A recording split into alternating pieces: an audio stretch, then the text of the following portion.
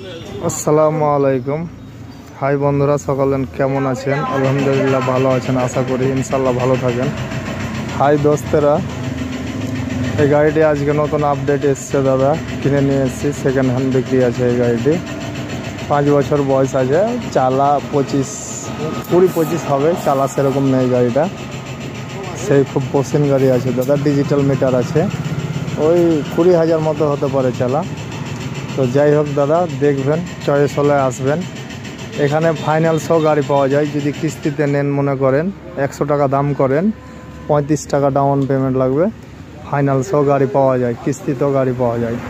তো যাই হোক দাদারা, আমি যেগুলো বলছিলাম, যেসব দাদা ভাইয়েরা ভিডিও করেন, যেসব দাদা ভাইয়েরা ফেসবুকে ইউটিউবে ভিডিও দেন, চেষ্টা করবেন ভালো ভিডিও দেওয়ার। যেমন একটা মেয়ের ফটো ছাড়লেন আপনি, যজন দেখবে, যজন যেই মন্তব্য নিবে, তোমাকে ওই গুনহার পাপের ভাগ নিতে হবে দাদা।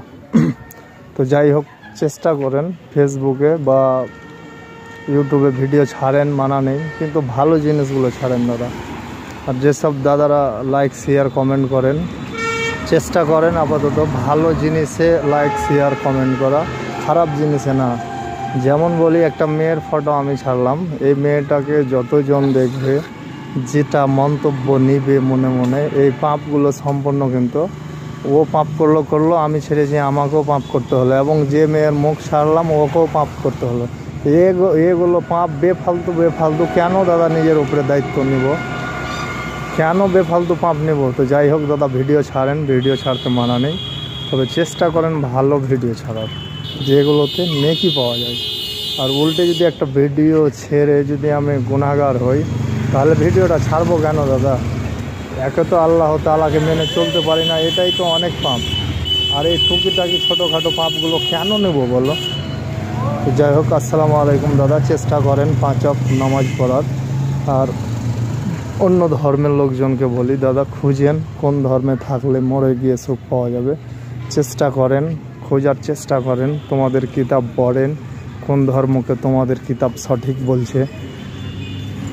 5 আসমানি কিতাব এসছে, 5টাই পড়েন, কোনটা ধর্মে থাকতে বলেছে তাহলে বেশি ভালো।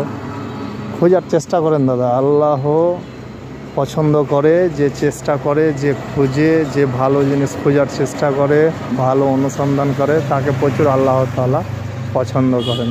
আসসালামু আলাইকুম।